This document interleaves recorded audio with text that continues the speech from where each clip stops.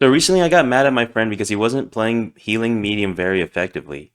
And after a while, I got over it and I actually apologized to him because there aren't really any ways for him to learn how to play healing medium.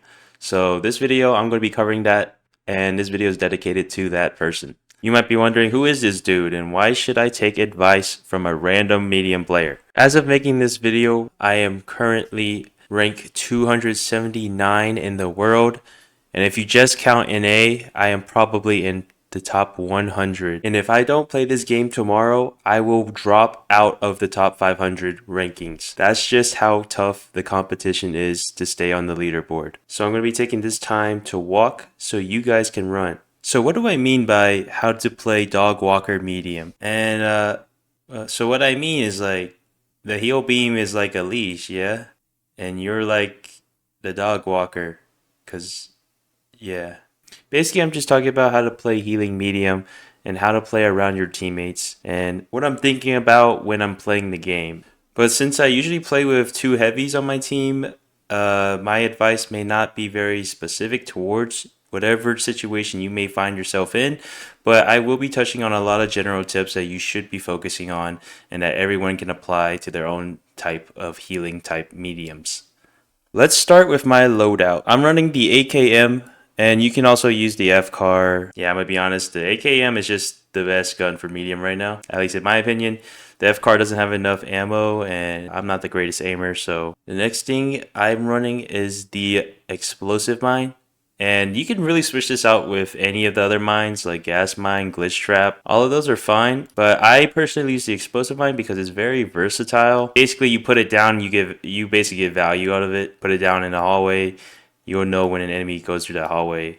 Put it down on the cash out, you can get some extra damage on enemies that are trying to cash out. Or mid fight, and you can get good burst damage straight up. And you can even get a little creative with it and place these mines on barrels and play like a heavy and like just throw stuff at the enemy and blow them up. And that's why I like using the explosive mine.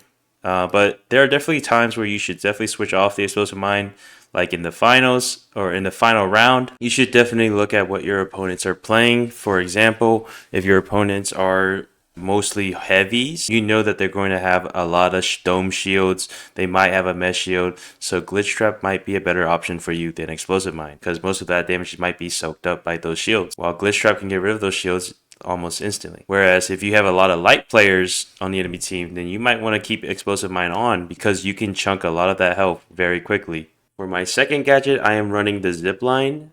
And you might be wondering, why the zip line over the jump pad? And I'm gonna be honest, the zip line is just a lot better than the jump pad in my opinion. With the jump pad, you can only go up, while the zip line, you can kind of go horizontal, vertical, anytime, any direction you want really. And not to mention, it is very easy to control when to get off and stuff like that. And there's a lot of movement tech behind the zip line that you can't always do with the jump pad.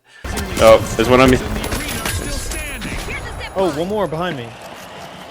One on me.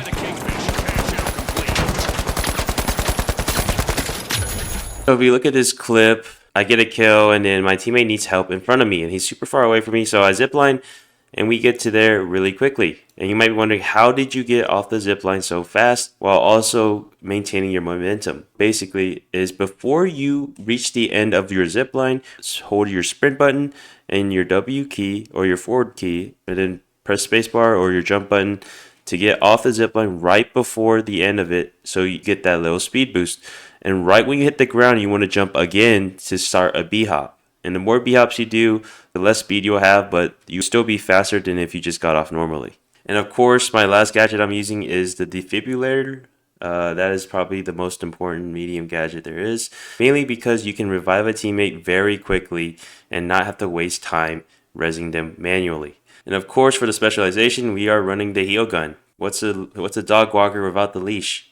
Alright, so we have the loadout, but how do we actually play healing medium? There are two things I really want to focus on in this video, or rather two dogs. So you already have to keep two dogs on a leash, but now you have two dogs within yourself, the dog walker, that you also have to balance out. And the first dog is the support dog. And basically this dog is all about supporting your team, healing your team, staying near your teammates so you can support them. And then the second dog is the kill dog. And this dog is all about killing the enemy team. This means shooting at them, putting yourself in a good position to win fights and stuff like that. And the reason why I want to highlight these two ideas is because a lot of mediums, when they play healing, they always usually heal a lot more than they do damage. So it's very unbalanced, I feel like, because you really need to balance your damage and your heal. Because most of the times you can do a lot of damage where your heavies or your other teammates cannot, because you have that range advantage with the AKM or the FCAR, but it's not put to use when you're always trying to heal and not do damage. In this clip, I am doing the opposite, where I am going mostly for damage and not playing very support-like. Here, I'm taking 1v3s isolated from my teammates where I can't get any support from them, while also like playing in front of my heavy, which is usually not a very great idea. And so this is not really what you want to do. In this clip, I am in front of both my heavies, which is very dangerous because your heavies can RPG you accidentally and hit themselves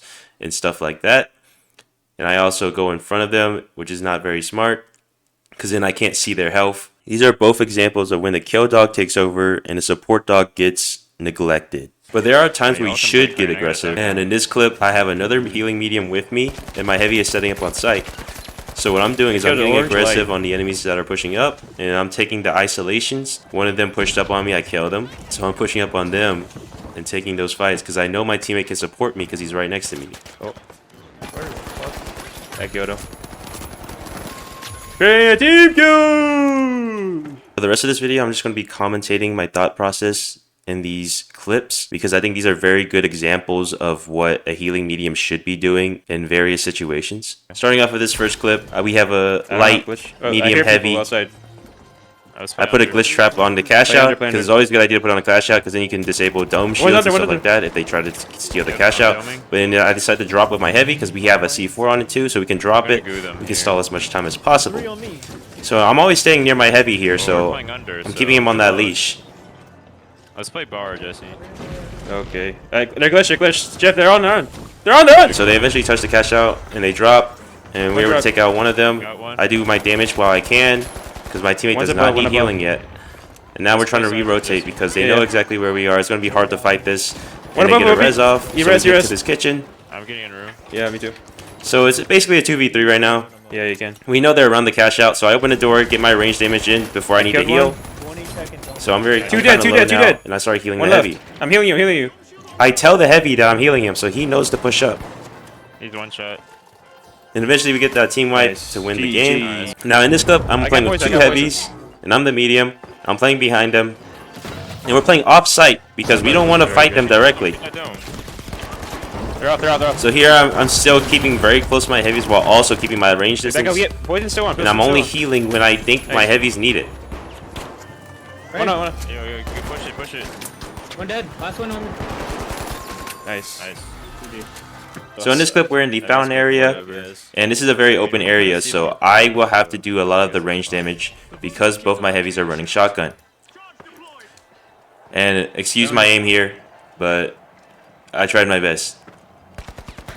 So as they get closer, I'm still trying to do my range damage because they're still trying to abuse the range on our heavies. And eventually one of our heavies go down, and I can't really help because they're still pushing.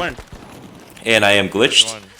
But once the glitch comes off, I'm able to get that defib off with the little time I have, and I'm able to get that hip fire kill on the last person. Oh my god.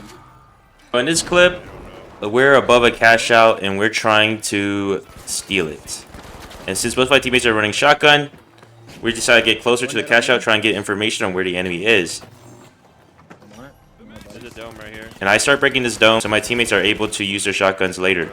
As we start pushing, both my heavies start to go down, but I'm going to stay in the dome guarding this dead body because I don't want them rezzing. And as they attack, I'm making sure I can still heal them. And I'm also giving callouts to where the enemy is so they are able to kill them while I'm also healing them. I'm somehow just not seeing this guy. Yeah, he was like right behind you. He's like Baki, bro. Okay. You get to be Baki, but I can't be Baki. Yeah. In this clip, we're attacking a site. And there's a lot of players around, so right now we're just biding our time on the roofs to make sure we only need to fight one team when we try and steal the cash out. So we're just looking for picks everywhere.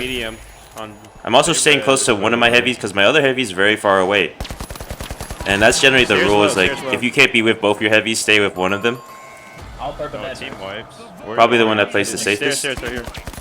But yeah, still looking for picks here. One orange left. Since purple is wiped, we're going to start pushing this They just gassed because it we only need to fight red team. I can heal you. I can just heal And you. as we start to defuse, I'm healing the person in the gas. What? There's a nade. Where's the nade? And after they're done, I'm out of healing. So I'm just using my utility, such as the explosive mine, to try and get damage. And I do end up getting one there. Go to one. But we also need to get close to this cash out again, so we're in an elevator. But You can just go through. my teammate did not get the memo to jump out. Waiting for elevator. So now I'm just defending the site by myself. And I'm able to get a lot of kills, especially utilizing that explosive mine. Easy. Yeah, we won it. This With is more than 100K. one up, guys. 100K exactly. Let's go. Oh my god. I screenshotted. And this clip is probably one of my favorite healing clips. And basically what's happening is we're playing under a cash out. Big. Dropped it. And someone drops, I start shooting my mag just to make sure I get that chip damage before the fight starts. And so they all drop. So when they all drop, I'm focused on healing. And I'm changing who I'm healing while we're fighting. So whenever Doge gets hit, I'm healing him because I don't want him to die. But whenever Ty gets hit, I'm also healing him so he doesn't die. So I'm kind of spreading out the healing and not just focusing on healing one person. And for these final clips, I'm going to be focusing on a new topic. There are times where kill dog nor support dog can save you. So I'm introducing a new dog. I'm introducing scared dog.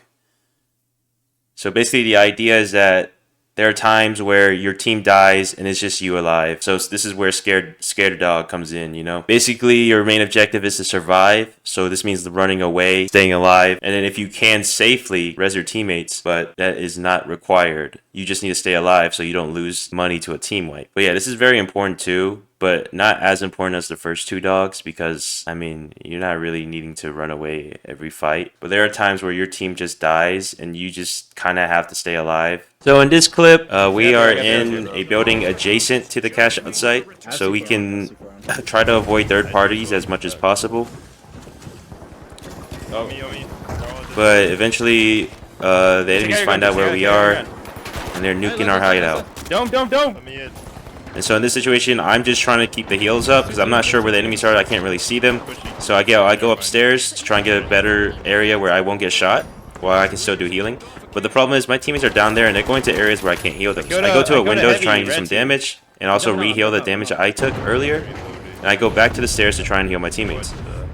But one of my teammates die, and immediately I'm going into this survive mode. I bring my teammate's token to a safer spot, res him, go into kill dog, and I go back to support dog. And now they're capping, and it's already pretty obvious they're going to cap that, so I'm trying to res my last teammate, and we're going to go in for a retake. I didn't remove that teammate's body because I knew we didn't have much time, so I just go for a risky res. And I noticed that there's still another team alive, and we're looking out for them as we're taking the objective. And eventually we got the objective, and we get the team wipe on both teams. Even after it was just me alive, we were able to bring it back and take the objective. Because I utilized the scared dog in me.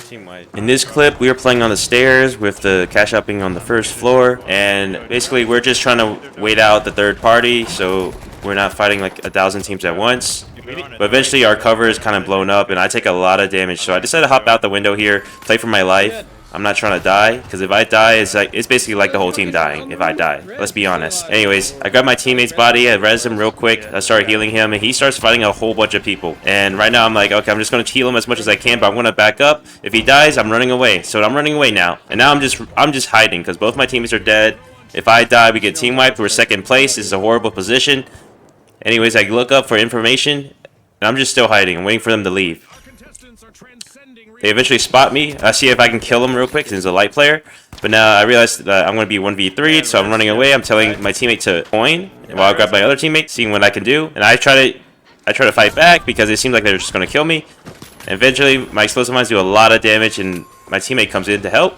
And we bring it back to 3 people alive. Oh, this guy's so... Oh, woof. Oh shit! I thought you said woof woof woof. I was like, what the fuck is he talking about? So that concludes my guide on healing medium. I really appreciate the support I got on my last video, and I will get that extra video out before next Friday. And since this video was a little late, a day late, I will say what the videos are going to be about. So Friday is going to be more macro strategies, and before Friday there will be a video about the final round. It will be an analysis with both POVs, so my team and the enemy team's POV, and hopefully that will be good. I'm hoping to get 500 subscribers. Maybe for next week I'll make another extra video if we get 500 subscribers, even though I think we're already about to hit it. But that's fine. Leave a like and comment what other types of videos you guys want to see. Thank you guys for watching. I really appreciate it. I was not expecting so many people to watch my last video, and I'm actually very grateful for that. So I'll see you guys next time. And then you know Quite you're large. Fast and Furious. One might even say too Wait, hold on. large. Oh!